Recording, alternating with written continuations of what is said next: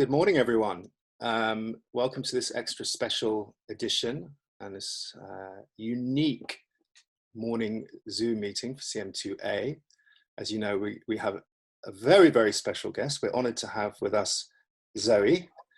We are very, very lucky to have her and very grateful that she's given up her valuable time this morning. How are you doing, Zoe? I'm very well, thank you. Thank you for inviting me. It's a pleasure to be here. Thank you. The children have been really excited to hear from you and see you. So, and they were all inspired by your program on the BBC. So, thanks again for that.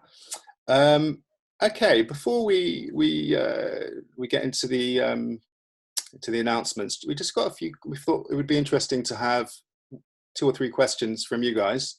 And Solomon is going to ask a question first. Solomon. What inspired you to become a designer? What inspired you to become a designer? I think I always loved making things, basically. From a really young age, I liked working with my hands, solving problems in the world, making physical stuff. And you become aware that doing that often gets described as design. Like, you sort of see a problem and you want to fix it. So the adults would say, oh, you've designed a solution or something. Like, that word became associated with something I just enjoyed doing, which was making things and solving problems. I remember I made a bin for my mum's car because it used to eat when she was driving and then throw a wrapper or something into the passenger footwell. And we always used to make fun of her, that she'd come home from work and we could tell what she'd been eating because it was in the car. And I was probably younger than you all are now. And I got this wire and I put it into the radiator of the car and made this thing and then put a bin bag in it for her. Because I just think, well, that's a good idea, isn't it? And then you realise you've designed a solution for something. So I think being interested in design is just human, isn't it? We all see a problem and try to think of a way to solve it or deal with it. And when I was little, people used to ask, what do you want to be when you grow up?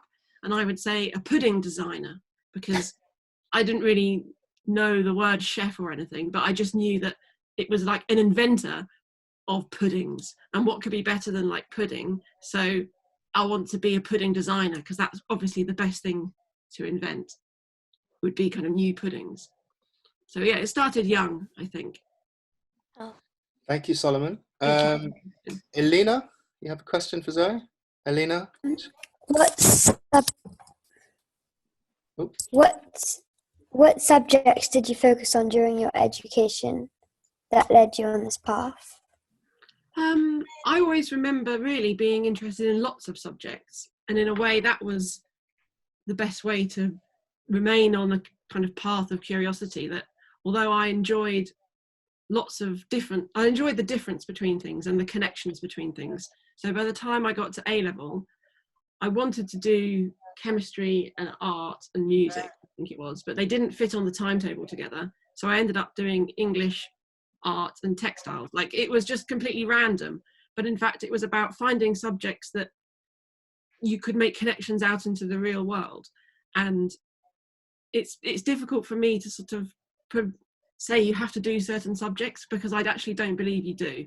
Like, it doesn't really matter what subjects you do, it's more how you do them and how you then take that knowledge and develop your own interests. So it's difficult at school because you spend a lot of time doing subjects, but the world isn't really about subjects and doesn't really split things up in that way. So don't panic if you don't have a favourite subject or you don't know what you want to do, because that's normal and that's what the world's actually really like. You know, there's a few people when they're little, they want to be a vet or something, don't they? And then that's easy, because if you want to be a vet, these are the subjects you're told you need to do, and then you do those subjects and you pass the exams, hopefully, and then you can go and be a vet. And that's a sort of easy thing, but most of life is not like that. So do the subjects that interest you, but realise that that's not the only thing that exists and that there's always connections out to other subjects. So what's nice about art and design, which is what I first did really when I left school and I went to university, I did art and design subjects, is that that's a very big umbrella and lots of things can be within that. But then when I realized I needed more scientific knowledge, actually you're able to do that just by paying attention and spending time and learning it. You can get those qualifications later if you really need to. So I don't think you should cut yourself off from anything, really. Thank you. Emma,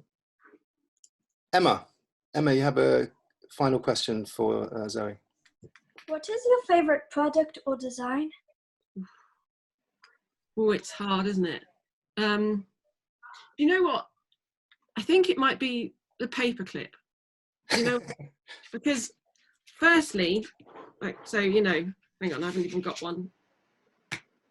You know what I mean by a paperclip, yeah? So the piece of steel that's just in a loop and you could slot over some paper. And I think it would be the paperclip. One, we don't know who invented that. Like, it's not about an idea of an inventor and that we make the story of its invention actually more important than the thing. Like, the thing is just amazing. And then two, it's a kind of perfect balance between material and shape, so and form and function. Yeah. Like, if you made it out of something else, it wouldn't work. Like, it's about how brilliant steel is. Like, you have this steel shape that has just enough elasticity and flex to open up to slot paper in, but at the same time it doesn't just sort of like flop open and then not come back, and it's rigid enough to hold that paper in place, and it's incredibly simple, and there's nothing much more to it. It's just like fart, isn't it? Just like, it's just there, and then you just deal with it. But it just does it so well, and it's just such an elegant solution. Plus, then you have a very useful thing that you can pull apart and use to poke something else and take, you know, just solve your own problems with it as well. So maybe the paperclip. Yeah. Thank you very much for those questions. So I'm going to hand over to Zoe now, who's going to announce the winners and mention some entries briefly. I just want to say how delighted I was by the overall level of participation, your enthusiasm, the detail of your work, the presentations that you did, how convincingly and how persuasively you wrote and prepared your presentations as well, which is not easy for pupils of your age. Some of you, you know, really captured the idea of explaining your materials, why you chose them, how that then helped the function of your product. And no, I was really impressed by your collective work effort. So well done. I will now hand over to Zoe, who will take it away. Zoe. There's one more thing I want to mention, which is that when I was about 7, I think they found out that I had dyslexia. And when I was your age, like I could barely read, and I don't think I read a book until I was maybe 17, and not properly, not like on my own.